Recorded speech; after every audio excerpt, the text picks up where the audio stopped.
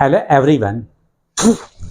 जैसा कि आपको मालूम ही है कि इसके पिछले वीडियो में मैं अध्याय 8 तक की चीज़ों को कवर कर चुका हूँ, है ना।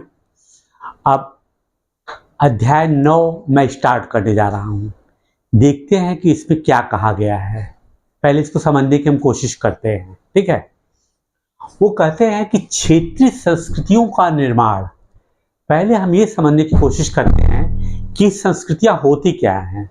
देखिए, संस्कृत जो होता है एक कंबाइंड टर्म है। कंबाइंड टर्म से मतलब हमारा ये है कि आपकी जो भाषा है, बोलचाल है, रहन सहन है, खान पान है, रीत रिवाज है, मान्यताएं हैं, अध्यात्म से जुड़ी चीज़ें जो है, अगर हम इन सब चीज़ों को एक जगह मिला देते हैं तो वह क्या करती है, एक संस्कृत का निर्माण करती है।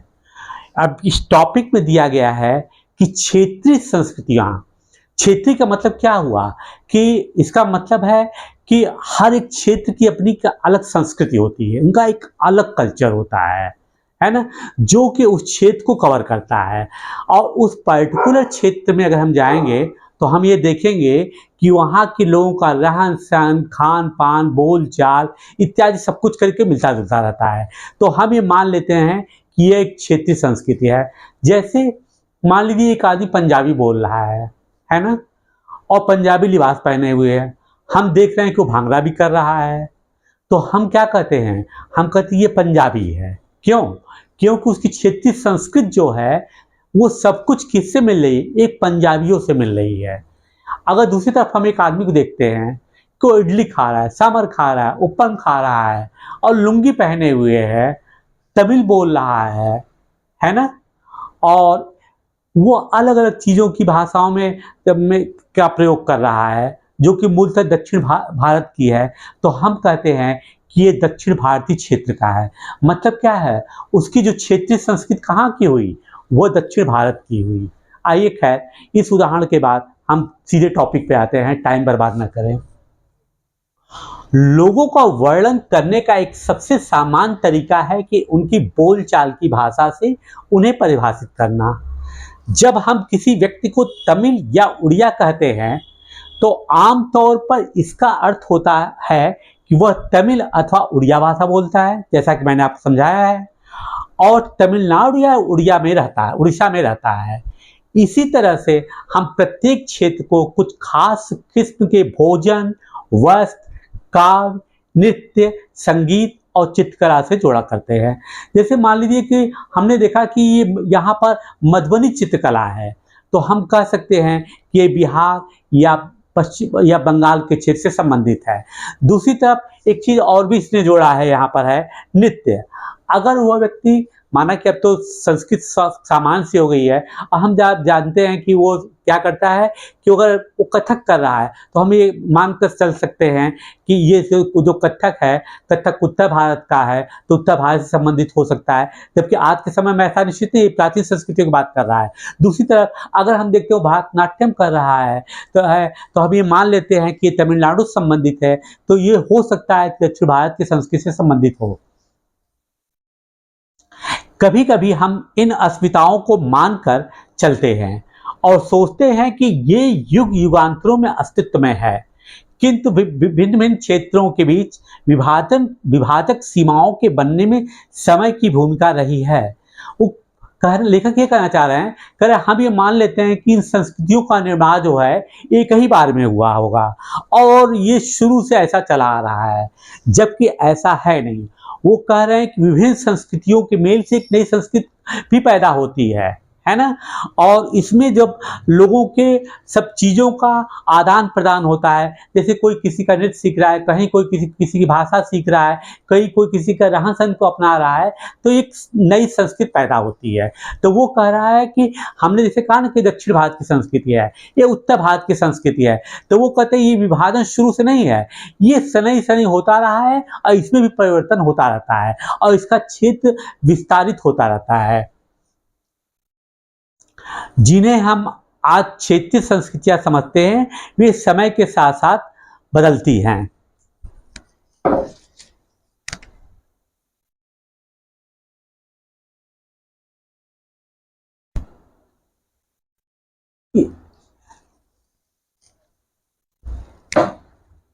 परंतु इसके अतिरिक्त कुछ अन्य परंपराएं एक खास इलाके के पुराने रीति रिवाजों से तो निकलती हैं, परंतु अन्य क्षेत्रों में जाकर उन्होंने एक नया रूप ले लिया। वही कह रहे हैं कि किसी का रीति रिवाज है, किसी एक छोटी संस्कृति से निकली है, लेकिन अन्य क्षेत्रों में जाकर प्रभावी हो गई या उनका मेल हो गया, तो उसके बाद क्या कहता है, उन्होंने एक नया रूप ले लिया है, एक नई संस्कृति का जन्म हो जाता है।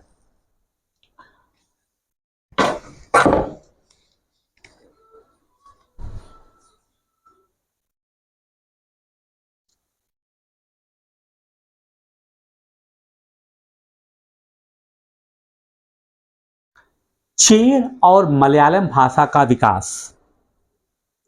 कहते हैं आइए भाषा और क्षेत्र के बीच अंतः संबंध के एक उदाहरण से अपना विश्लेषण प्रारंभ करें। वो कहते क्या है कि भाषा और क्षेत्र में क्या सामंजस्य बनता है, इनका एक दूसरे पर क्या प्रभाव पड़ता है, उसका विश्लेषण शुरू करते हैं। कहते हैं कि महोदयपुरम का चेर राज्य प्रायद्वीप के दक्षिण पश्चिमी भाग में, जो आज के केरल राज्य का एक हिस्सा है, 9वीं शताब्दी में स्थापित किया गया। संभवतः मलयालम भाषा इस इलाके में बोली जाती थी।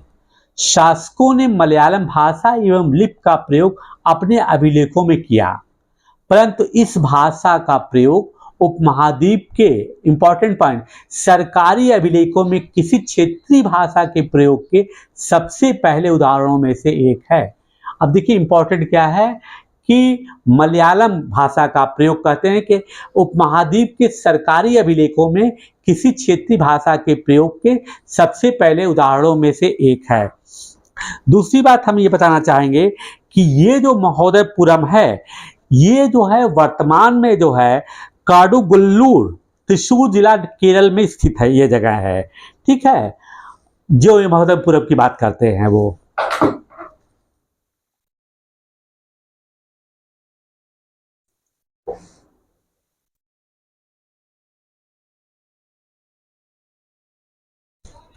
कहते हैं कि साथ साथ चेर लोगों ने संस्कृत की परंपराओं से भी बहुत कुछ ग्रहण किया। केरल का मंदिर रंगमंच, जिसकी परंपरा इस युग तक खोजी जा सकती है, संस्कृत के महाकाव्यों पर आधारित थी। मलयालम भाषा की पहली साहित्यिक कृतियां, जो लगभग 12वीं शताब्दी तक की बताई जाती है, प्रत्यक्ष रूप से संस्कृत की ऋणी है। अब देखिए, अब वो कह रहे हैं कि मलयालम भाषा का विकास हुआ है, लेकिन इस पे प्रभाव किसका है, संस्कृत भाषा का है। वही वो चीज को स्पष्ट करना चाहते हैं। यह भी एक रोचक तथ्य है कि 14वीं शताब्दी का एक ग्रंथ लीला तिलकम, जो व्याकरण, अब देखिए इंपॉर्टेंट क्या है, 14वीं शताब्दी के ग्रंथ की बात कर रहा है, इंपॉर्टेंट पॉइंट का क्वेश्चन पूछा जाता है। लीला तिलकम जो किससे रिलेटेड है, जो व्याकरण मतलब ग्रामर तथा काव्य शास्त्र विषयक है, मणिप्रवालम शैली में लिखा गया था। किस शैली में लिखा गया था, मणिप्रवालम शैली में। इंपॉर्टेंट पॉइंट यह है कि लीला तिलकम किसने लिखा है, ये इस लेखक का नाम अज्ञात है, इसके बारे में किसी को जानकारी नहीं है। लेकिन इंपॉर्टेंट पॉइंट जो है, मणिप्रवालम शैली में लिखा गया था। मणिप्रवालम का शाब्दिक अर्थ है हीरा और मूंगा। अब देखिए, दो भाषाओं को वह किस तरीके से सुशोभित कर रहा है, किस तरीके से अलंकित कर रहा है दो भाषाओं के मेल को। वो क्या कहता है, ये हीरा और मूंगा है। यहाँ जो दो भाषाओं संस्कृत तथा क्षेत्रीय भाषा के साथ प्रयोग के लिए संकेत करता है, जहाँ पर कि वह हीरा को संस्कृत के रूप में बता रहा है और क्षेत्रीय भाषा को मूंगा के रूप में परिभाषित कर रहा है।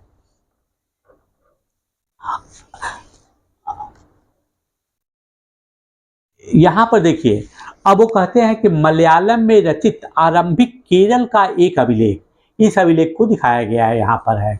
ये तो क्वेश्चन में नहीं पूछा था कि देख लीजिए, समझ लीजिए क्या है।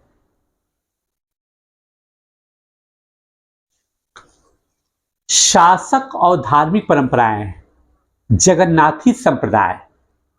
अन्य क्षेत्रों में क्षेत्रीय संस्कृतियां क्षेत्रीय धार्मिक परंपराओं से विकसित हुई थी।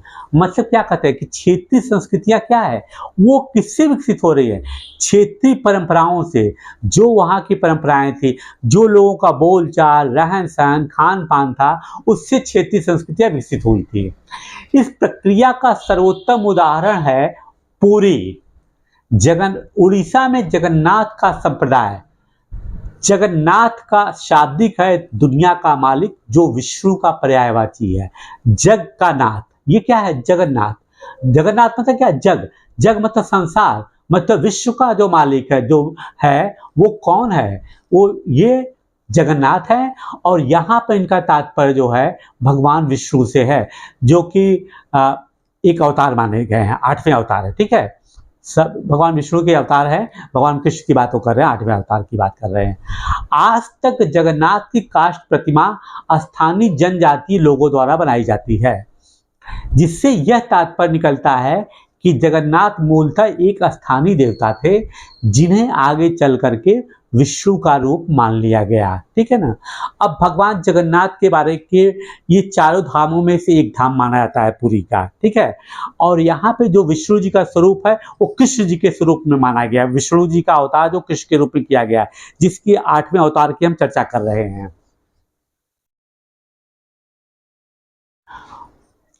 अब आप यह देखिए, यहाँ पे ये कौन है, भगवान जगन्नाथ है, और यहाँ पर कौन है, सुभद्रा है, ये बलभद्र बलराम जी है। ठीक है।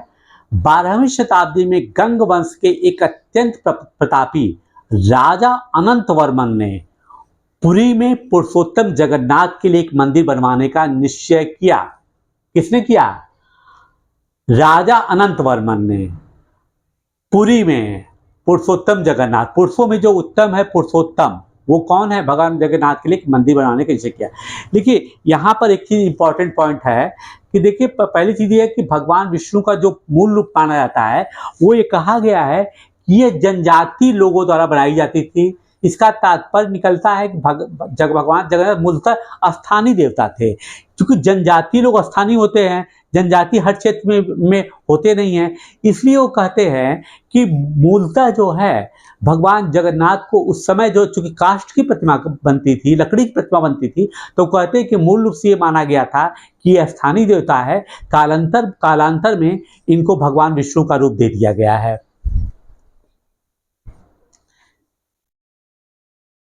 इसके बाद 1230 में राजा अनंग भीम तृतीय ने अपना राज्य पुरुषोत्तम जगन्नाथ को अर्पित कर दिया और स्वयं को जगन्नाथ का प्रतिनियुक्त घोषित कर दिया। अब देखिए क्या है, किसने शुरू किया, राजा अनंत वर्मन ने। फिर एक इंपॉर्टेंट पॉइंट क्या आता है कि 1230 में राजा अनंग भीम तृतीय, ये सब देखिए जिस चीजों पर मैं प्रेशर डाल रहा हूं, इसका मतलब है कि these are the important points and question may be asked from here. Okay, तो आपको इस पॉइंट को ध्यान में रखना है। राजा पुरुषोत्तम जगन्नाथ और स्वयं को जगन्नाथ का प्रतिनियुक्त। अब पूछा जा सकता है कि किस राजा ने अपने को प्रतिनियुक्त, मतलब क्या, डिप्यूटी या प्रतिनिधि, रिप्रेजेंटेटिव बना दिया, वो कौन थे, वो राजा अनंग भीम तृतीय।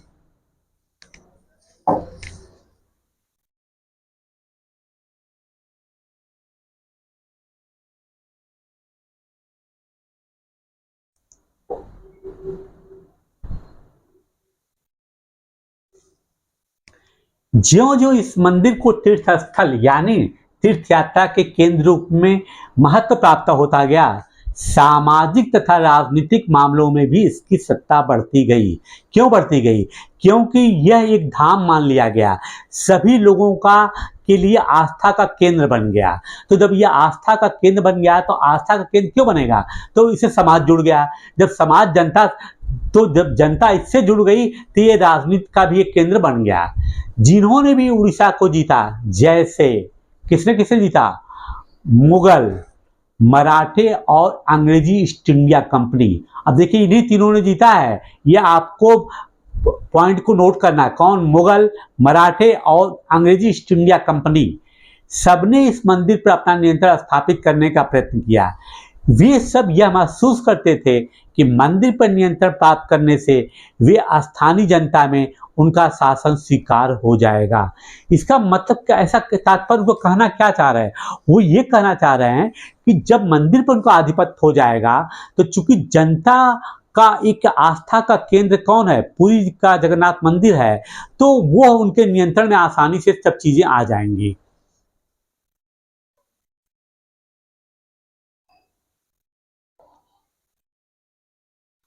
अब ये देखिए पुरी के जगन्नाथ मंदिर का दृश्य दिखाया गया है, ठीक है।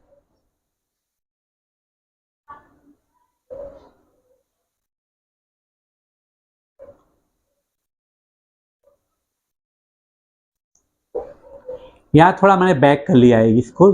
देखिए अब यहाँ पर क्या है, यहाँ पर हमने बताया ना भगवान जगन्नाथ मतलब कृष्ण जी की बात हो रही है जो कि विष्णु जी के हैं, सुभद्रा बलराम। अब इस सुभद्रा बलराम कौन है? सुभद्रा जो है, ये चीज बताया इसीलिए मैंने बैक किया। सुभद्रा जो है भगवान कृष्ण की बहन है और बलराम या बलभद्र उनके भाई है। ये कौन है? ये वासुदेव की जो दूसरी पत्नी थी रोहिणी, वह इनके पुत्र थे। इसीलिए मैंने इस पॉइंट को बैक करके आपको समझाने की कोशिश किया है।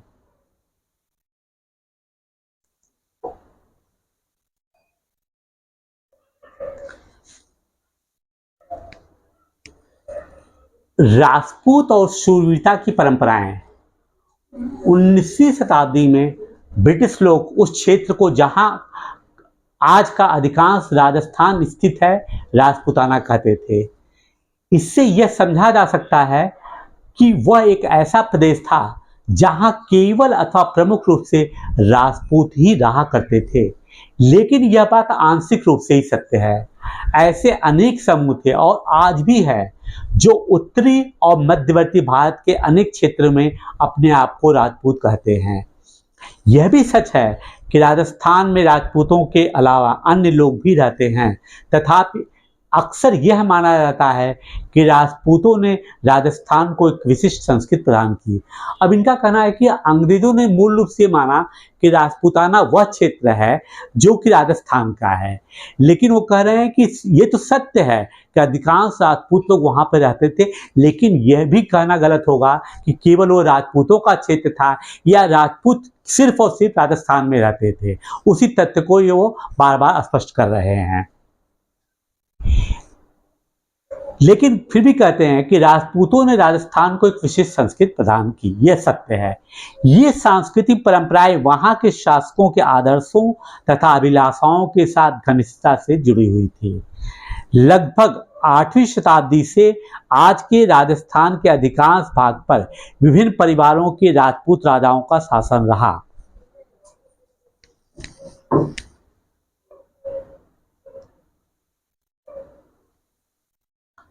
पृथ्वीराज एक ऐसा ही शासक था।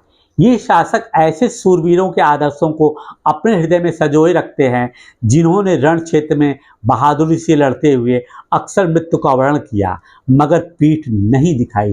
वो इसी पृथ्वीराज की बात करते हैं जिसकी लड़ाई जो है मोहम्मद गोरी से हुई थी, तराइन में लड़ाई हुई थी, ठीक है। अब एक चित्र बनाया है जहां पर दिखा रहा है कि बीकानेर के राजकुमार राज सिंह हैं। इस चित्र से कोई मतलब नहीं है, लेकिन बस इतना आपको याद रहना चाहिए कि बीकानेर में कौन था, राजकुमार राज सिंह।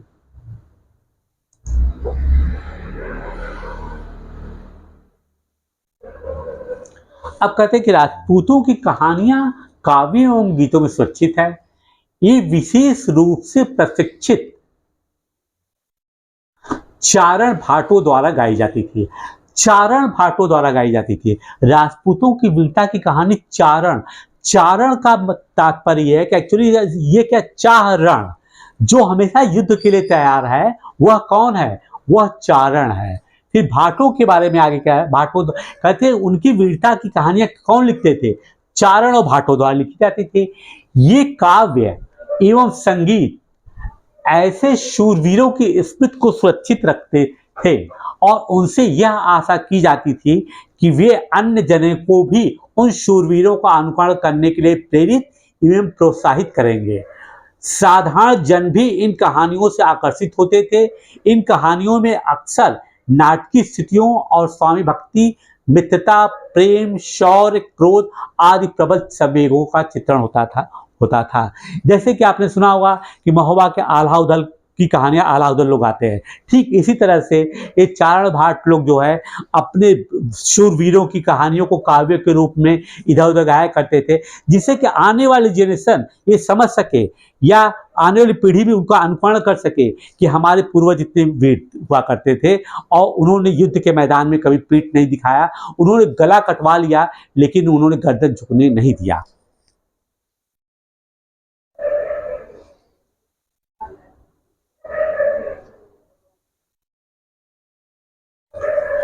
क्या स्त्रियों को भी इन कहानियों में स्थान प्राप्त था? जी हाँ, कभी कभी ये झगड़े के कारण के रूप में विद्यमान है। जब पुरुष स्त्रियों को जीतने के लिए अथवा उनके रक्षा के लिए आपस में लड़ते थे, कहीं कहीं पर भी यह चित्रित किया गया कि स्त्रियां अपने शूरवीर पतियों का जीवन मरण दोनों का अनुसरण करती थी।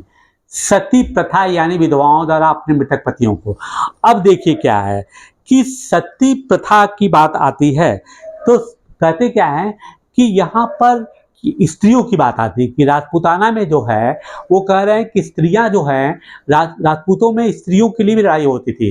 कभी कभी क्या होता था, किसी सुंदर स्त्री के लिए लड़ाई करते थे, कभी किसी स्त्री की रक्षा करने के लिए लड़ाई करते थे। लेकिन स्त्रियों का एक और भी रोल था कि ये स्त्रियां भी जो पत्नी स्वरूप में थी, ये पति के साथ ही जीने बढ़ने के लिए भी तैयार रहती थी। उसी भी एक प्रथा की बात करते हैं जिसको कि सती प्रथा कहा जाता है। सती प्रथा के बारे में आपको बताऊंगा कि सती प्रथा वास्तव में इसका जो पहला उल्लेख आता है वह नेपाल में 5वीं ईसा पूर्व में इसका उल्लेख आता है। ठीक है, दूसरी बात यह है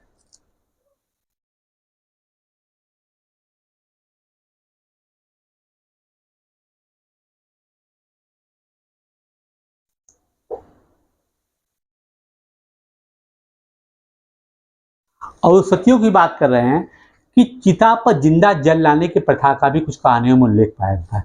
इस प्रकार ये जो लोग शूरवीरता के आदर्शों का पालन करते थे उन्हें अक्सर इस आदर्श के लिए अपने जीवन का बलिदान करना होता था। अब सती प्रथा के बारे में मैं बताना चाहूँगा कि सती प्रथा को हटाने के लिए सबसे बड़े जो समाज सेवक थे राजा राम मोहन राय थे, जिन्होंने कि ब्रह्म समाज की स्थापना किया था और उनके प्रयास से ही 1829 में लॉर्ड विलियम बेंटिक ने कानून बना करके इसको अवैध घोषित कर दिया था कि जो कोई भी सती प्रथा की बात करेगा उसको सजा मिलेगी। और इंटरेस्टिंग बात यहाँ पर यह भी है कि एक और बताने चाहूँगा कि सती प्रथा मूल रूप से राजपूतों में ही ज़्यादा पाई जाती थी।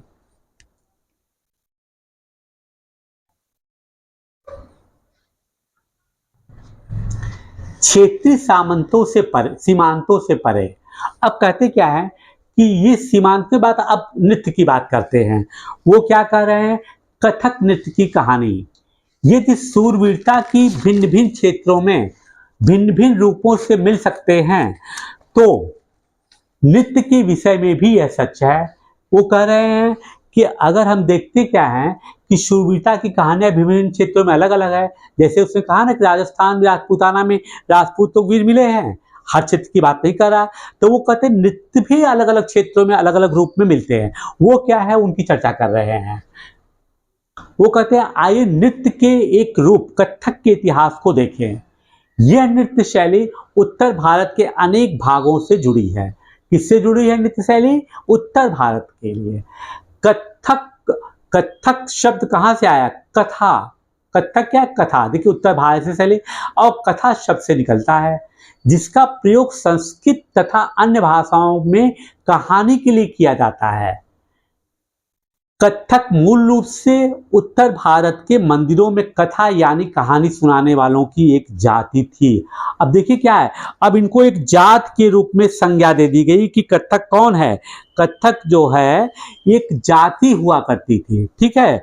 लेकिन यहाँ पर हम ये बताएंगे कि देखिए उत्तर भारत में बृजमोहन नाथ मिश्रा उर्फ बिरजू महाराज एक बहुत बड़े नर्तक है जिनका कि नाम कथक के लिए माना जाता है। दूसरी नृत्यांगना है सितारा देवी, है ना। ये भी उत्तर भारत की हैं, ठीक है। और इनके घराने की बात तो मैं आगे करूंगा। अच्छा, ये कथाकार अपने हाव भाव तथा संगीत से अपने कथा वाचन को अलंकृत किया करते थे। मतलब क्या है, अपने हाव भाव और कथा वाचन से ही वो पूरी कहानियों को बता देते थे कि इस पे क्या कहा गया है। 15वीं तथा 16वीं शताब्दियों में भक्ति आंदोलन के प्रसार के साथ कथक एक विशिष्ट नृत्य शैली का रूप धारण करने लगा। राधा कृष्ण के पौराणिक आख्यान लोक नाट्य के रूप में प्रस्तुत किए जाते थे, जिन्हें की रास लीला, भगवान राधा कृष्ण के प्रेम को कैसे दर्शाया गया है, वही कहते हैं उनकी रास लीला कहा जाता था। रास लीला में लोक नृत्य के साथ कथक कलाकार के मूल हाव भाव भी जुड़े होते थे। मतलब इस रास लीला में को प्रदर्शित करने के लिए, राधा कृष्ण के प्रेम की कहानी को प्रदर्शित करने के लिए इसका भी सहारा लिया जाता था।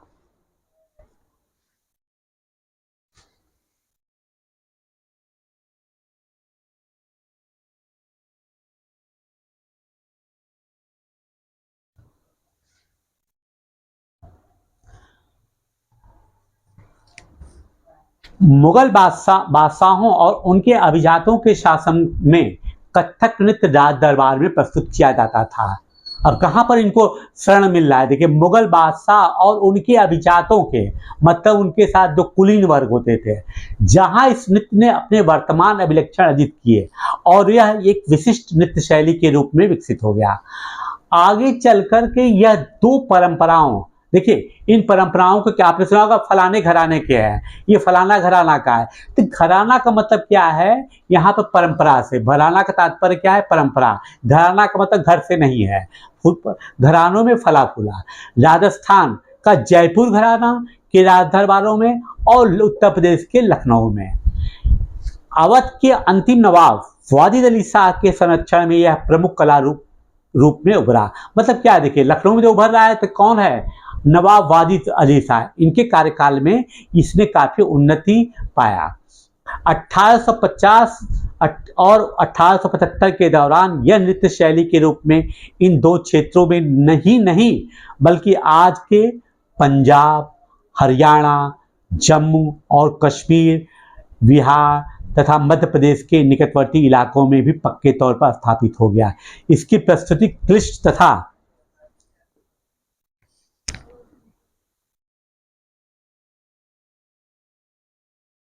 अब देखिए यहां पर क्या कहता है, नृत्य की कक्षा, लक्ष्मण मंदिर खजुराहो। यहाँ पर यह दृश्यांकन किया गया है कि लोग नृत्य सीख रहे हैं। यहाँ पर इस खजुराहो की स्थापना जो है, मतलब कि यहाँ पे जिसकी स्थापना किया था वो लक्ष्य वर्मा या उस यशोवर्मन वर्मा शासक ने इसकी स्थापना किया था, जो कि चंदेल शासक थे। और उन्हीं का बनाया हुआ एक खजुराहो के सब मंदिर है, जहाँ पर कि लक्ष्मण मंदिर भी बना हुआ, और लक्ष्मण मंदिर का एक दृश्य है जहाँ पे कि नृत्य की कक्षा का उल्लेख किया गया है। ये कंपटीशन का पॉइंट बनता है, यहाँ पर है।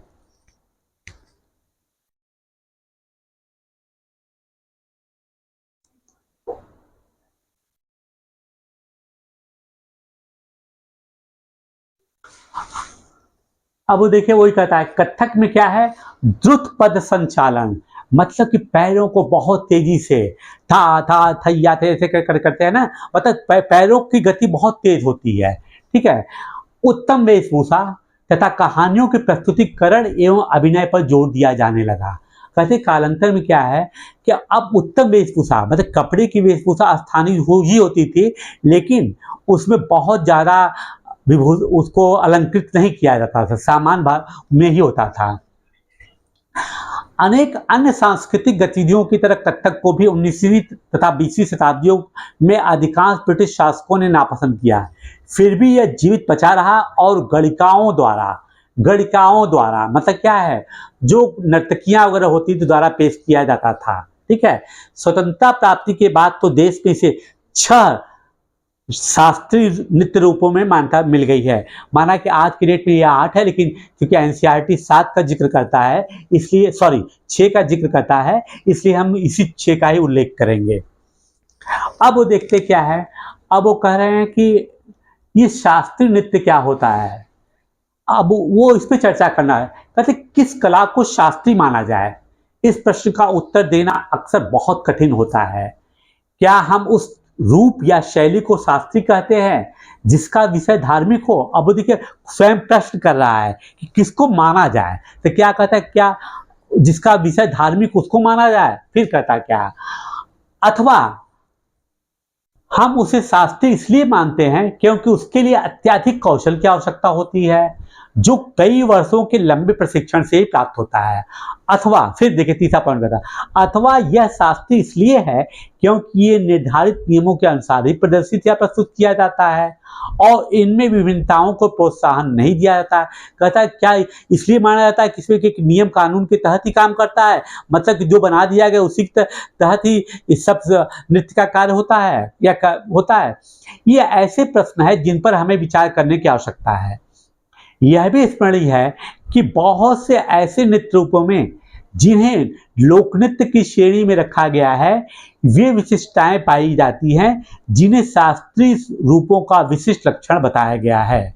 यद्यपि शास्त्रीय विशेषण का प्रयोग उन कला रूपों की श्रेष्ठता का सूचक हो सकता है, फिर भी हमेशा शब्द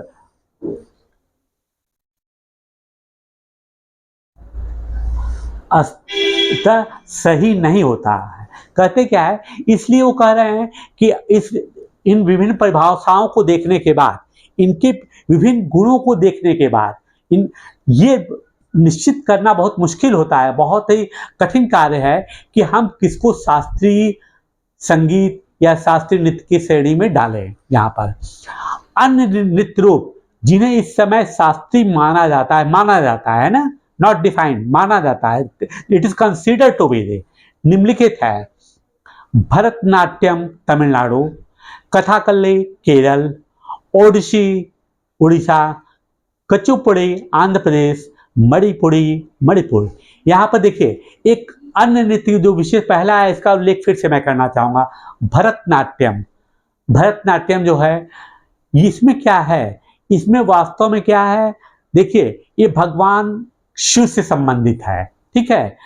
इसमें ये और आपका कथक काफी मिलता जुलता है, लेकिन इसमें जो है काफी अलंकृत करके ही लोग नृत्य करते हैं, जैसे कि, और इसमें जो है नर्तक या नृत्यकाएं काफी झुक करके चीजों को प्रयोग करते हैं और उसमें जो स्टेट किया जाता है वो है, और उनके कथानक विषय को चुनिए तो जहाँ कथक जो विशेष रूप से राधा कृष्ण के प्रेम की रासलीला का वर्णन करता है, वही ये भगवान शिव के बारे में चर्चा करते हैं। आपको ये मालूम होगा कि हमारी सिने तारका हेमा मालिनी इसमें बहुत ही दक्ष है और वो अक्सर भी आज के तिथि में भी जो है अनेक जगहों पे विशेष प्रोग्राम में भरतनाट्यम की प्रस्तुति देती हैं।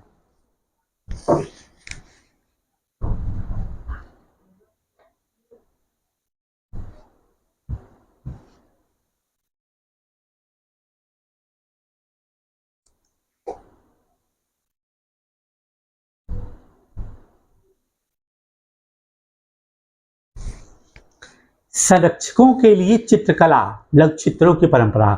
संरक्षक मतलब क्या है कि जिनके ये कौन लोग बना रहे हैं जो कि किसी के संरक्षण में है, इसीलिए कहा गया संरक्षकों के लिए चित्रकला।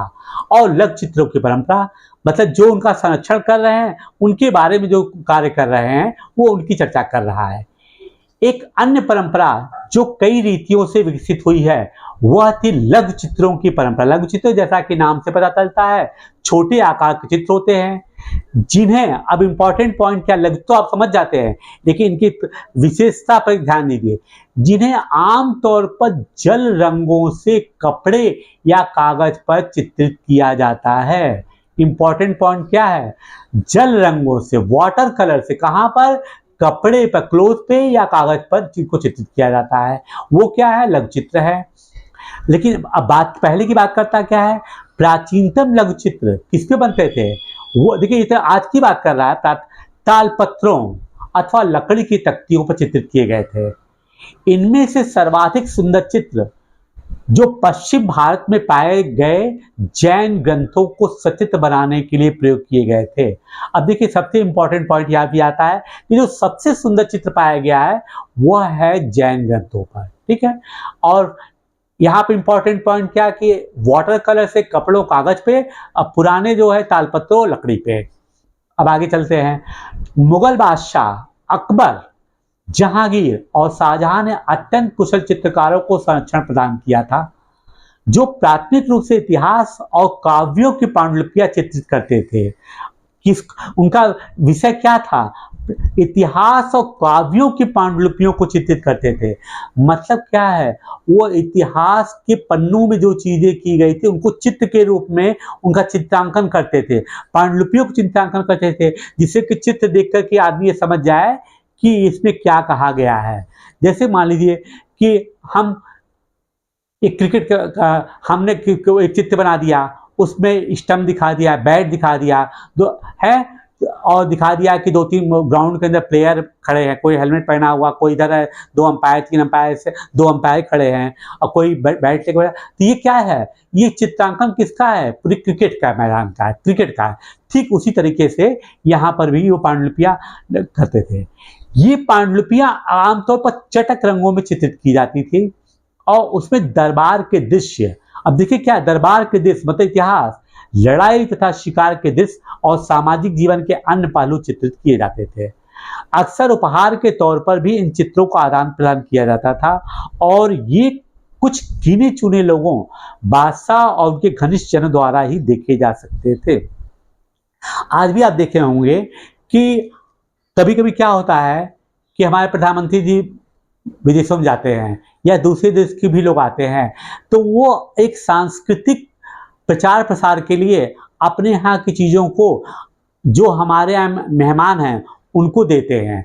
जैसे कि मैं बताऊं, प्रधानमंत्री मोदी जी ने जो है एक बार जो है दक्षिण भारत का जो है एक शाल जो बना, स्पेशल शाल था, वो चाइना के जिनपिंग को दिया था। तो ये सब क्या होता है, इसी तरीके से बड़े बड़े लोग को ही प्रदान किया जा सकता था।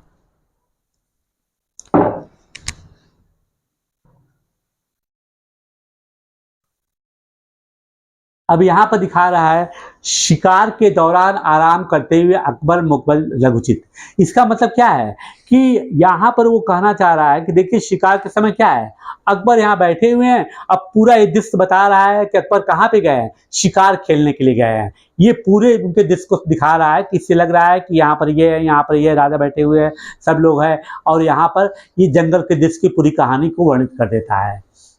मुगल साम्राज्य के साथ अनेक चित्रकार मुगल दरबार छोड़कर नए उभरने वाले क्षेत्रीय राज्यों के दरबार में चले गए।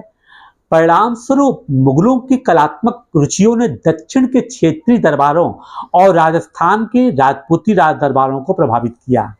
ले अब क्या है, जब मुगल दरबार का मुगलों का पतन होने लगा, जो कि इनके आश्रयदाता थे, कहे जब उनका ये पतन होने लगा, तो यह जो चित्रकार थे वह स्थान आसपास के क्षेत्रों में भागना शुरू कर दिए। तो जैसे कहा गए, वो दक्षिण के क्षेत्रीय दरबारों, राजस्थान के राजपूती राज दरबारों को प्रभावित किया है। लेकिन इसके साथ ही उन्होंने अपनी विशिष्ट विशेषताओं को सुरक्षित रखा और उनका विकास भी किया।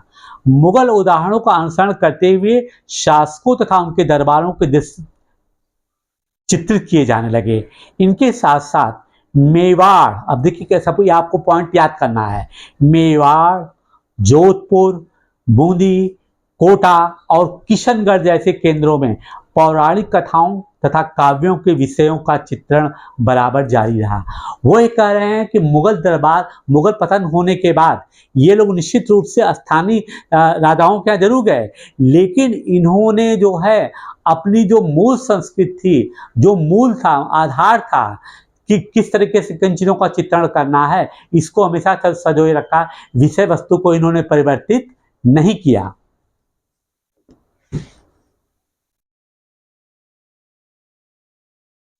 ऐसा ही एक अन्य क्षेत्र था आधुनिक हिमालय प्रदेश के इर्द गिर्द हिमालय की तलहटी का। अब देखते हैं कि हिमालय की तलहटी की बातें वो क्या कर रहे हैं, यहां पर क्या हुआ है।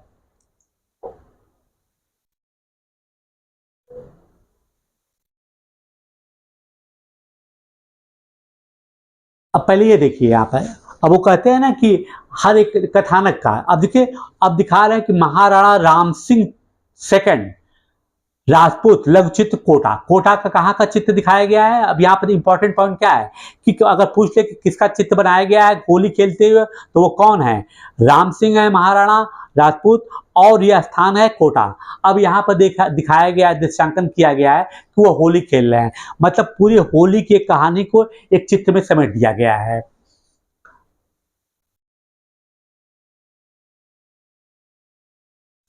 सत्रहवीं शताब्दी के बाद वाले वर्षों में इन क्षेत्र में लघु चित्रकला की एक साहसपूर्ण एवं भावपूर्ण शैली का विकास हो गया, जिसे बसोहली शैली कहा गया।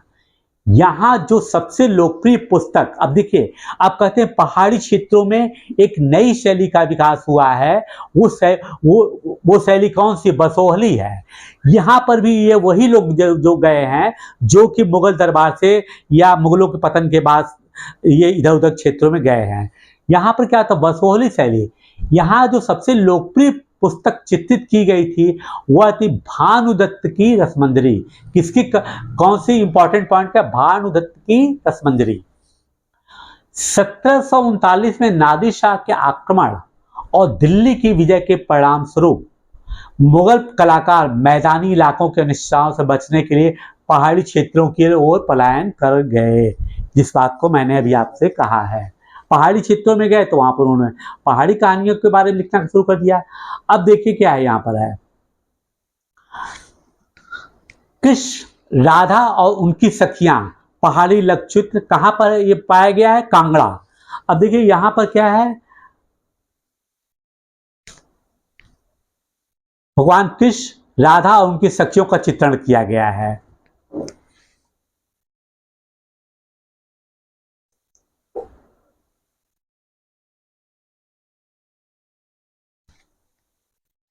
उन्हें वहां जाते ही आश्रयदाता मिले, जिसके फलस्वरूप चित्रकारी की कांगड़ा शैली विकसित हुई। कौन सी शैली विकसित हुई, अब देखिए इसके बाद कहते हैं कांगड़ा शैली का विकास कैसे हुआ है। जब वो नादिर शाह ने दिल्ली पर अटैक किया और वहां मुगल साम्राज्य के लोग भागे हैं, स्थानीय पहाड़ियों के क्षेत्र में गए हैं, तो वहां पर उन्होंने पहाड़ियों पर जिस शैली को विकसित किया वह शैली क्या कहलाई, कांगड़ा शैली। 18वीं शताब्दी के मध्य भाग तक कांगड़ा के कलाकारों ने एक नई शैली विकसित कर ली, जिसे लघु चित्रकारी में एक नई जान डाल दी। उनकी प्रेरणा का स्रोत यहाँ की वैष्णव परंपराएं थी। अब देखिए इन्होंने कांगड़ा शैली जो विकसित किया है वो कहाँ, ओरिजिन कहाँ हो रहा है, वहां की वैष्णव परंपराएं थी। Point to be noted here, important point. और आगे फिर क्या कहते हैं इंपॉर्टेंट पॉइंट, ठंडे नीले और हरे रंगों सहित कोमल रंगों का प्रयोग और विषयों का काव्यांकन निरूपण कांगड़ा शैली की विशेषता थी। स्मरण है कि साधारण स्त्री पुरुष भी बर्तनों, दीवारों, कपड़ों, फर्श आदि पर अपनी कलाकृतियां चित्रित करते थे। कला के इन नमूनों में से कुछ ही बच पाते थे। इसके विपरीत लघुचित्र राजमहलों में सावधानी पूर्वक रखे जाते थे, जिससे वे सदियों तक सुरक्षित रहे। अब वो कहते कांगड़ा शैली का विकास हुआ तो उसमें प्रशिक्षित या बहुत ही कर्मठ या योग्य कलाकार जो थे उनके लघुचित्र तो राजाओं के यहाँ राजप्रसादों में सुरक्षित रखे गए। लेकिन वो कह रहा है कि इसका मतलब ये नहीं है कि केवल वही उसमें पारंगत थे, स्थानीय लोग भी थे, उनको भी एक शौक था। तो वो जहाँ भी चित्रकला के लिए अपनी जगह पाते थे, चाहे बर्तन हो, कपड़े हो, यहाँ वहाँ जहाँ भी वो उसका चित्रण करते थे।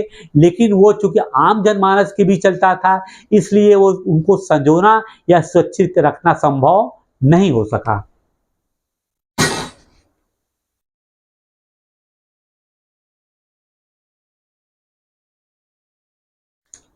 बंगाल एक नजदीक नजर से,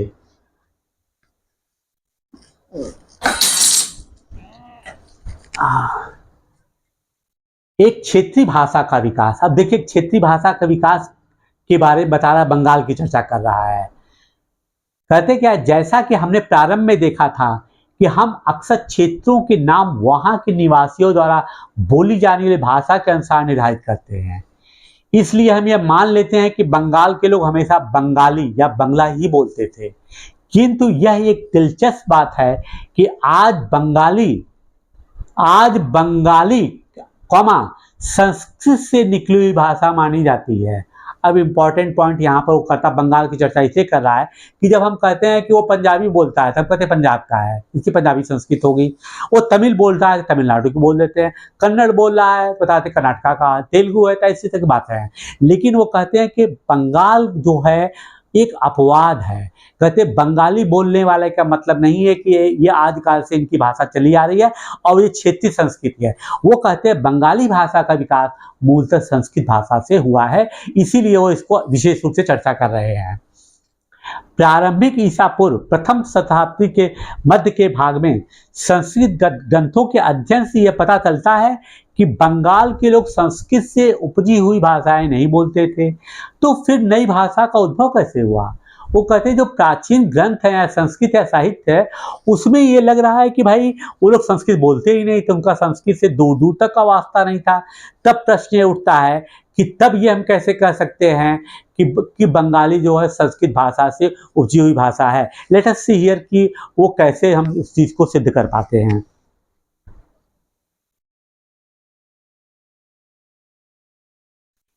अब कहते हैं कि ईसा पूर्व तीसरी चौथी तीसरी शताब्दी से बंगाल और मगध, देखिए पड़ोसी है ना, दक्षिण दक्षिण बिहार, दक्षिण बंगाल मगध का जो दक्षिण बिहार क्षेत्र है वो बंगाल से मिलता के सीमा के पास है, कि बीच वाणिज्यिक संबंध स्थापित होने लगे। मतलब इनके बीच में एक व्यापार शुरू हो गया जिसके कारण संभवतः, इसके पहले थोड़ा हम चर्चा कर लेते हैं एक मिनट। अब देखिए इन्होंने दिखाया हुआ है कि सबसे पहले बंगाली रामायण के तालपत्र की पांडुलिपि का एक पृष्ठ उन्होंने दिखाया है बंगाली रामायण की, ठीक है। तो ये आप केवल देखने के लिए समझाने के लिए मैंने दिखाया क्योंकि बुक में लिखा हुआ है, ठीक है। जिसके कारण संभवतः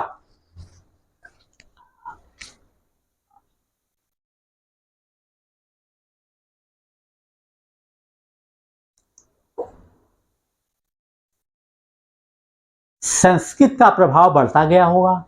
चौथी शताब्दी के दौरान गुप्त वंशी शासकों ने उत्तरी बंगाल पर अपना राजनीतिक नियंत्रण स्थापित कर लिया और वहां ब्राह्मणों को बसाना शुरू कर दिया।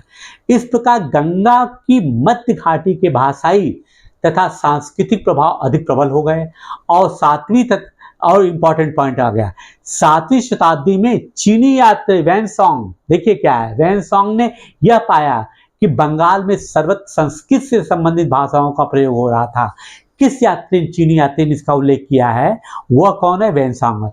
अब देखिए यहाँ पर इंपॉर्टेंट पॉइंट क्या है, वो ये कहना चाह रहे हैं कि जिस समय गुप्त वंश के शासकों ने ब्राह्मणों को बंगाल में बसाना शुरू कर दिया, ठीक है, तो बंगाल और मगध के बीच में एक सांस्कृतिक और सामाजिक संबंध स्थापित होने लगे। तो संस्कृत मूल रूप से ब्राह्मणों की भाषा थी, तो ब्राह्मणों की भाषा होने के कारण जो वहाँ की स्थानीय भाषा थी उस पे उसका मूल रूप संस्कृत बन गया है। इसीलिए कहते हैं कि जो भाषा बंगाली लोग बोलते थे वो संस्कृत के आधार पर ही बंगाली भाषा का विकास हुआ। 8वीं शताब्दी से पाल शासकों के अंतर्गत एक क्षेत्रीय राज्य का उद्भव हो गया। 14वीं से 16वीं शताब्दियों के बीच बंगाल पर सुल्तानों का शासन रहा जो दिल्ली में स्थित शासकों के स्वतंत्र थे। अब आगे का पॉइंट इंपॉर्टेंट है। 1586 में जब अकबर ने किस प्रदेश को, बंगाल को, किस सन में, 1586 में बंगाल को जीत लिया तो उसे सूबा माने जाने लगा। उस समय प्रशासन की भाषा जो तो फारसी थी लेकिन बंगाली एक क्षेत्रीय भाषा के रूप में विकसित हो रही थी। कहते क्या है कि जब बंगाल पर जो है अकबर ने कब्जा कर लिया तो उसके बाद मूल रूप से पहले से जो भाषा थी वहां पर बंगालियों की राजभाषा जो है वो फारसी थी, लेकिन इसके बावजूद भी बंगाली भाषा का विकास सनई सनई हो रहा था।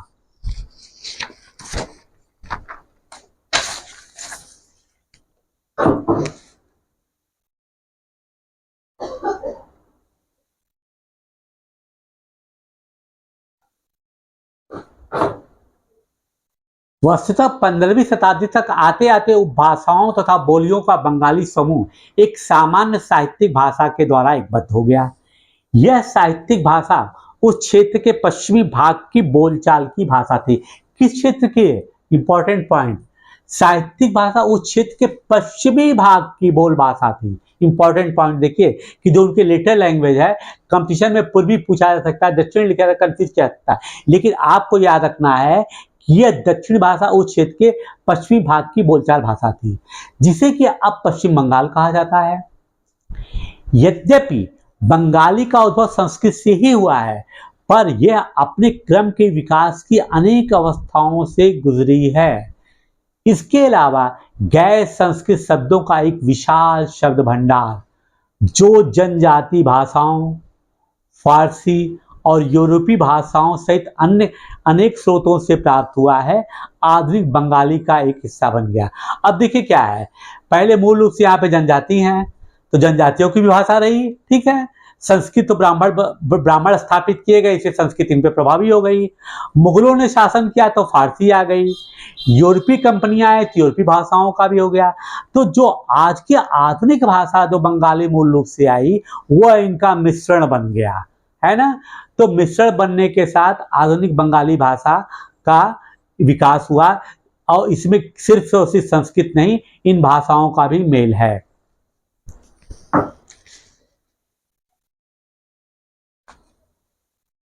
बंगाली के प्रारंभिक साहित्य को दो श्रेणियों में बांटा जा सकता है।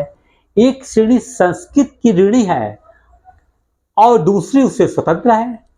पहली श्रेणी में संस्कृत महाकाव्य के अनुवाद, संस्कृत महाकाव्य का अनुवाद किया गया है। इसको आप ध्यान दीजिए, वो क्या है, कौन सा है? मंगल काव्य। मंगल का मतलब क्या होता है? शाब्दिक अर्थों में शुभ यानी मांगलिक काव्य। सभी जानते हैं कि मांगलिक काव्य हिंदी में भी जानते हैं। जो किससे संबंधित है? स्थानीय देवी देवताओं से संबंधित है। अब इंपॉर्टेंट पॉइंट ये देखिए, ये जो संस्कृत के महाकाव्य हैं, इसमें वो किसी खास देवी देवता की बात नहीं कर रहे हैं कि वो भगवान शंकर का है या माँ दुर्गा का है या सती, नहीं, स्थानीय देवता देवी देवताओं से संबंधित है, ठीक है। और भक्ति साहित्य, और जो दूसरा भक्ति साहित्य की बात करता है, वो किससे है? वो गौड़ी वैष्णव आंदोलन के नेता श्री चैतन्य देव की जीवनियां आदि शामिल है। मतलब वो दोनों श्रेणियों को अलग अलग बताता है कौन किससे प्रभावित है, ठीक है। फिर इसके आगे के बाद जो है, अब आगे आता है, अब दूसरी जो उससे स्वतंत्र है, ठीक। दूसरी श्रेणी में नाथ साहित्य शामिल है, जैसे बैनामती गोपीचंद के गीत, धर्म ठाकुर की पूजा से संबंधित परिकथाएं और याथा गीत, ठीक है। अब देखिए, इसमें एक बड़ी इंपॉर्टेंट कहानी है, मैनामती गोपीचंद के गीत। मैनामती कौन थी? ये उज्जैनी के राजा भरथरी की बहन थी। इनके बारे में थोड़ा मैं चर्चा कर देता हूँ छोटे में ही। और इनके पुत्र थे गोपीचंद, इनके पति का नाम था त्रिलोकचंद।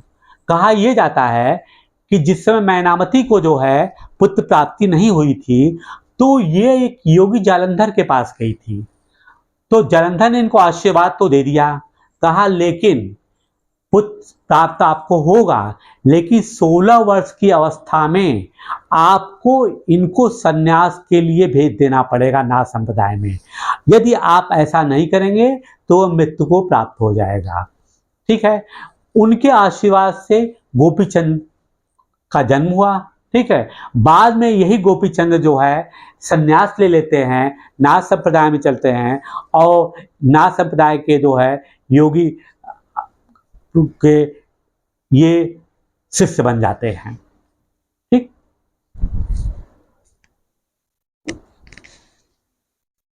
आपको ये भी हाँ ये बताना है कि ये जो नाथ संप्रदाय है, इसके बारे में जैसे कि देखिए, नाथ संप्रदाय में हमारे जो इसी संप्रदाय से संबंधित हैं, कौन? हमारे वर्तमान मुख्यमंत्री योगी आदित्यनाथ जी। लेकिन इनका मूल कहाँ से होता है? गुरु गोरखनाथ से, इसीलिए गोरखनाथ का मंदिर है, और इन्हीं के शिष्य बने थे कौन? गोपीचंद। ये कहानी लंबी से इसकी बहुत ज़्यादा चर्चा नहीं करना चाहते हैं, क्योंकि समय अनायास समय बर्बाद होगा।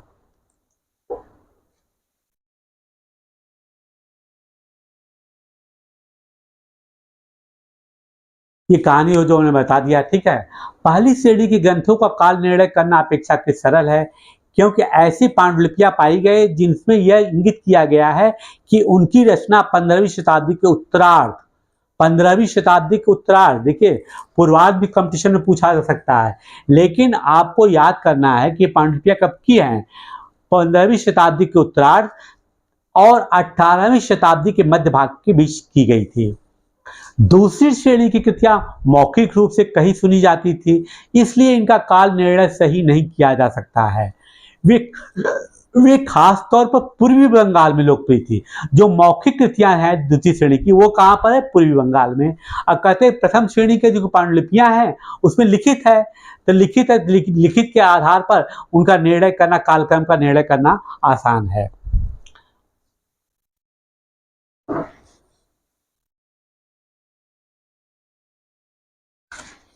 पीर और मंदिर।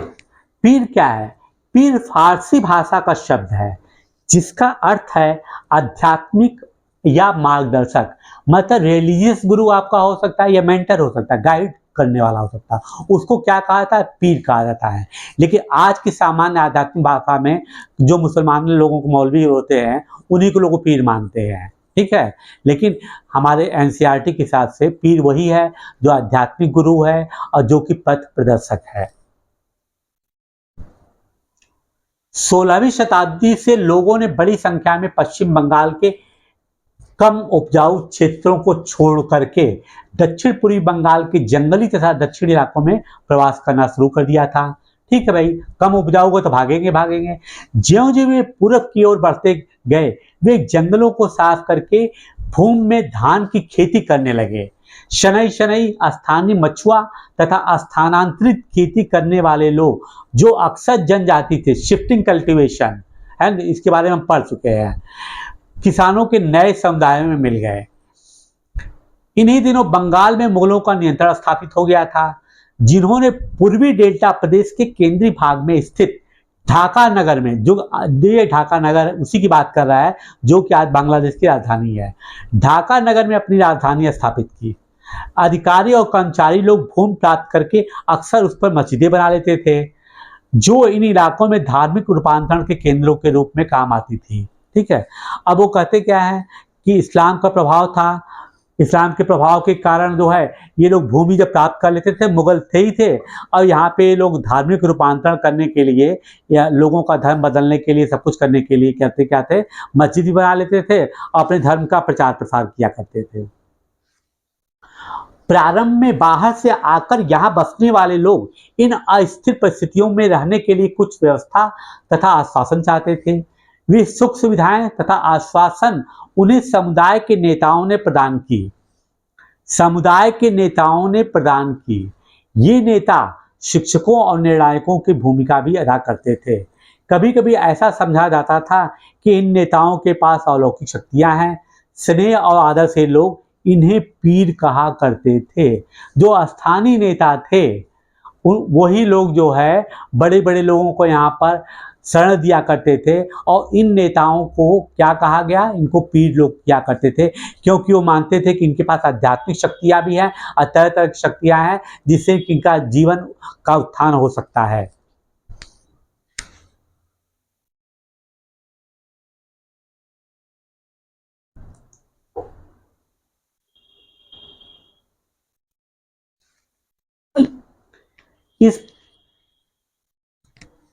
इस पीर श्रेणी में संत या सूफी और अन्य धार्मिक महानुभाव, साहसी उपनिवेशी, देवत्व प्राप्त सैनिक एवं योद्धा, विभिन्न हिंदू एवं बौद्ध देवी देवता, यहाँ तक कि जीवात्माएं भी शामिल थी।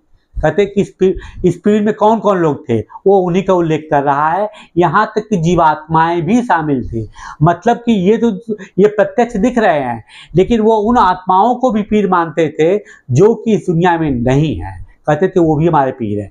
पीरों की पूजा पद्धतियां बहुत ही लोकप्रिय हो गई और उनकी मज़ारें बंगाल में सर्वत्र पाई जाती हैं।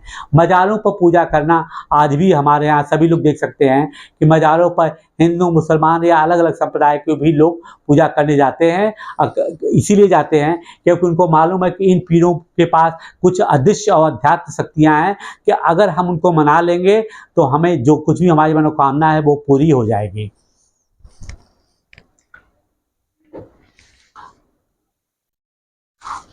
अब देखिए जीवात्मा में क्या है, अभी जीवात्मा की बात करें, जीवात्मा शब्द को एक छोटी परिधि में नहीं बांध रहा है, कहते जीववाद। आप देखिए जीववाद में जीवात्मा किसको कहा गया है, देखिए यह मानना है कि पेड़ पौधों, जड़ वस्तुओं और प्राकृतिक घटनाओं में भी जीवात्मा है। पेड़ पौधों में जीवात्मा है, इसकी हमारे वैज्ञानिक जगदीश चंद्र बसु इसको सिद्ध कर चुके हैं, ठीक है ना। दूसरी तरफ जड़ वस्तुओं मतलब कि वो वस्तुआं जो कि स्थिर हैं और प्राकृतिक घटनाओं में भी जीवात्माएं हैं। उनका कहना ये है कि जो प्राकृतिक घटनाएं होती जैसे आपने देखा आंधी तूफान बवंडर ये वो आते, कहते हैं कि उसके अंदर भी जीवात्मा है, वो उनके प्रभाव से ही हमको प्रभावित करती हैं। बंगाल में 15वीं शताब्दी के बाद आने वाले वर्षों में मंदिर बनाने का दौर जोरों पर आ। 15वीं शताब्दी के बाद जो 19वीं शताब्दी में आकर समाप्त हो गया। हमने देखा कि मंदिर और अन्य धार्मिक भवन अक्सर उन व्यक्तियों और समूह द्वारा बनाए जाते थे जो शक्तिशाली बन रहे थे। निश्चित रूप से वही बना सकता है जो शक्तिशाली रहा होगा। वे इनके माध्यम से अपनी शक्ति तथा भक्ति भाव प्रदर्शन करना चाहते थे। वह इन विशालकाय मंदिरों को बताकर बताना चाहते थे कि मैं संपन्न हूं और मैं शक्तिमान हूं और ईश्वर ने मुझे एक शक्ति दिया है, ठीक है। वह इसी का प्रदर्शन इससे करना चाहते थे और साथ साथ वो जिनका मंदिर बनाते थे उनको बताते थे कि मैं ये हमारे इष्ट देव हैं और इन्हीं के साथ आप रहेंगे तो आपका भी ऐसे ही विकास होगा जैसे कि मेरा विकास हुआ है। बंगाल में साधारण ईंटों, देखिए पक्की ईंट की बात नहीं कर रहे हैं वो, जैसा कि सिंधु नदी घाटी सभ्यता में था। साधारण ईंटों और मिट्टी गारे से अनेक मंदिर निम्न सामाजिक समूहों, निम्न मिट्टी गारा किसका बना है, ईंट और मिट्टी गारा से। कौन बनाने वाले, सामाजिक समूह कालू, जिनको क्या है तेली, तेली संप्रदाय से थे जाति के। कंसारी, कंसारी कौन थे, घंटा धातु के कारीगर, मतलब जिसे घंटा बनाया जाता मंदिर का, ठीक है ना, आदि के समर्थन से बने थे। यूरोप की व्यापारिक कंपनियों के आ जाने से नए आर्थिक अवसर पैदा हुए। इन सामाजिक समूहों से संबंधित अनेक परिवारों ने इन अवसरों का लाभ उठाया।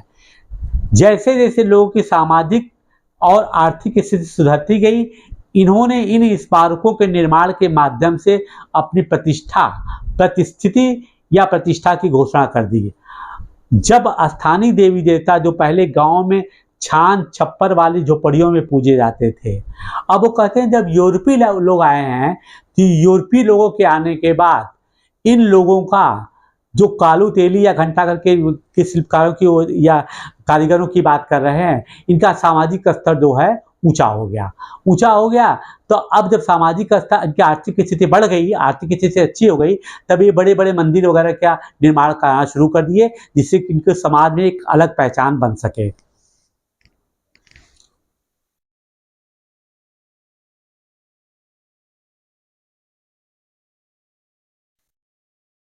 जब स्थानीय देवी देवता जो पहले गांव में छान छप्पर वाली झोपड़ियों में पूजे जाते थे को ब्राह्मणों द्वारा मान्यता प्रदान की गई तो उनकी प्रतिमाएं मंदिरों में स्थापित की जाने लगी।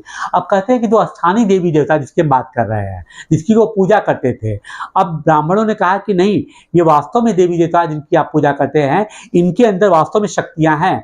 तो अब जब लोग संपन्न हो गए, जो कि अपने झोपड़ी छप्पर के अंदर बना कर रखे थे, बड़े बड़े मंदिरों के अंदर इनको स्थापना की जाने लगी और ये समाज के अन्य क्षेत्रों में भी पूज्य विषय बन गए। अब कहते हैं दो चाला छप्परदार झोपड़ी, एक चौचाला मंदिर।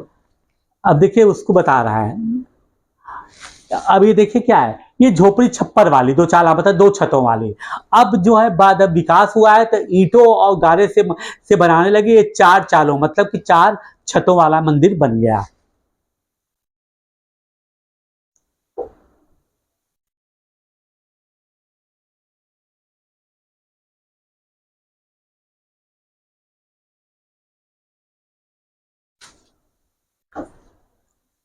इन मंदिरों की शक्ल या आकृति बंगाल की छप्परदार झोपड़ियों की तरह दो छतों वाली और चौचाल 4 छतों वाली होती थी। मतलब बंगाल की जो छप्पर वाली झोपड़ियां होती थी इसी तरीके से बनाते थे, तो 2 छतों वाली भी और 4 छतों वाली भी होती थी। ठीक है। इसके कारण मंदिरों की स्थापत्य कला में विशिष्ट बंगाली शैली का प्रादुर्भाव हुआ। मतलब कहने का मतलब यह है कि वो कह रहे हैं कि इनमें शैली जो है, जो बंगाली लोग पहले से शुरू से बना रहे थे, जबकि इनके यहाँ इनकी शैली का बहुत ज़्यादा विकास नहीं हुआ था, तब भी वह इन्हीं शैली को अपना करके ही जो है आगे बढ़े हैं। अपेक्षाकृत अधिक जटिल चौटाला यानी 4 छतों वाले ढांचे में 4 त्रिकोण, देखिए इंपॉर्टेंट पॉइंट है, कॉम्पिटिशन पूछा जाता है। 4 छतों वाली ढांचे में 4 त्रिकोणीय छतें 4 दीवारों पर रखी जाती थी। मतलब 4 छतों को क्या है, त्रिकोणीय छतें 4 दीवारों पर रखी जाती थी, जो ऊपर तिर्यक रेखा या एक बिंदु तक जाती थी। मंदिर आमतौर पर एक वर्गाकार चबूतरे पर बनाए जाते थे। मंदिर वर्गाकार चबूतरे बनाए जाते थे। इनको जो है त्रिकोणीय छतें जो 4 दीवारों पर रखी जाती थी, फिर उनका ऐसे मेल हो जाता था, ऐसे मेल होता था, ऐसे मेल होता था मंदिर बना। उनके बाहरी भागों में कोई सजावट नहीं होती थी। कहते हैं कि बाहरी भागों में कोई सजावट नहीं होती, जैसा कि आमतौर पर हम मंदिरों में पाते हैं। लेकिन अनेक मंदिरों की बाहरी दीवारें चित्रकारियां सजावटी टाइलों अथवा मिट्टी की पट्टियों से सजी होती थी। कुछ मंदिरों में विशेष रूप से पश्चिम बंगाल के, अब देखिए बांकुरा जिले में, कहाँ का उल्लेख करा, बांकुरा जिले में विष्णुपुर के मंदिरों की ऐसी सजावटें अत्यंत उत्कृष्ट कोट तक पहुंच चुकी थी। अब वो कहते हैं अंदर तो सजावट नहीं होती थी, लेकिन आज के दिनों में भी आपने देखा है कि बिल्डिंग के जो बाहरी पोर्शन होता है उसको हम अलग अलग टाइल्स से सजाते हैं, या कोई मंदिर होता है उसमें देवी देवताओं की टाइल्स बना करके बाहरी दीवारों पर सजाते हैं। ठीक कार्य उसी तरह का कार्य ये लोग भी किए थे। उसमें एक उदाहरण वो बांकुरा जिले का दे रहे हैं। ये देखिए, कहते हैं गोपियों के साथ कृष्ण श्यामपुर मंदिर में, कहां पर, श्यामपुर मंदिर में, बांकुड़ा जिले के, मिट्टी की एक पटिया, मट्टी विष्णुपुर, मिट्टी की एक पटिया पर आप देख रहे हैं कि यहाँ पे गोपिकाएं हैं, यहाँ भगवान कृष्ण हैं और ये इनके साथ अपनी रासलीला कर रहे हैं। यहाँ पे इंपॉर्टेंट पॉइंट को आपको यही याद रखना कि ये कहां पर है। मछली भोजन के रूप में, अब देखिए मछली की चर्चा वो क्यों कर रहे हैं, वो कह रहे हैं कि परंपरागत भोजनों संबंधी आदतें आमतौर पर स्थानीय रूप से उपलब्ध खाद्य पदार्थों पर निर्भर करती है। निश्चित रूप से जहां पर जो चीज उपलब्ध है आदमी उसी को खाएगा, तो वही कह रहे हैं। कहते बंगाल एक नदी मैदान है जहां मछली और धान की उपज बहुतायत से होती है। मछली चूंकि नदियों में मिलती है और धान के लिए बहुत ज्यादा पानी की आवश्यकता होती है, इसलिए स्वाभाविक है कि इन दोनों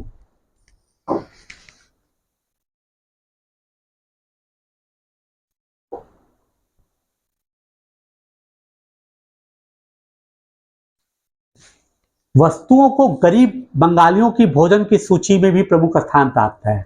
मछलियां पकड़ना वहां का एक प्रमुख धंधा रहा और बंगाली साहित्य में मछली का स्थान स्थान पर उल्लेख मिलता है। देखिए बंगाली साहित्य में किसका किसका उल्लेख मिलता है, मछली का, क्योंकि मछली का ही इनका भोजन था।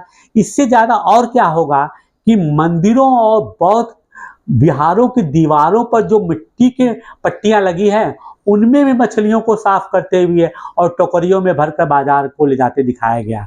अब देख लीजिए कहाँ पर है, मंदिर की दीवारों पर बात कर रहा है कि मछलियों को साफ कर रहे हैं और कहाँ ले जा रहे हैं, टोकरी में भर करके, देखिए मछली है ये, उनको बाजार में ले जा रहे हैं।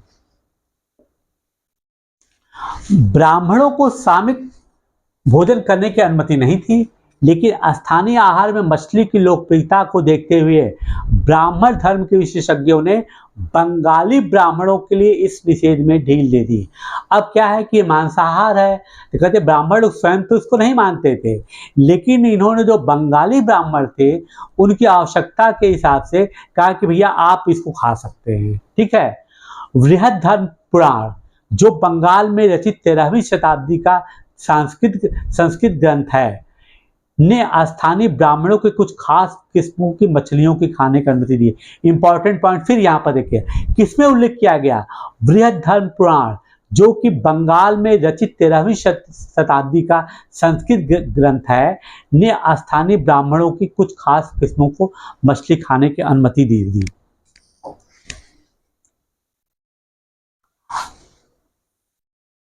अब ये देखिए उसी का उल्लेख करा, घरेलू उपयोग के लिए मछली तैयार करते हुए कहाँ का दृश्य दिखा गया, विशाल लक्ष्मी मंदिर में पकी हुई मिट्टी का एक फलक, आराम बाग।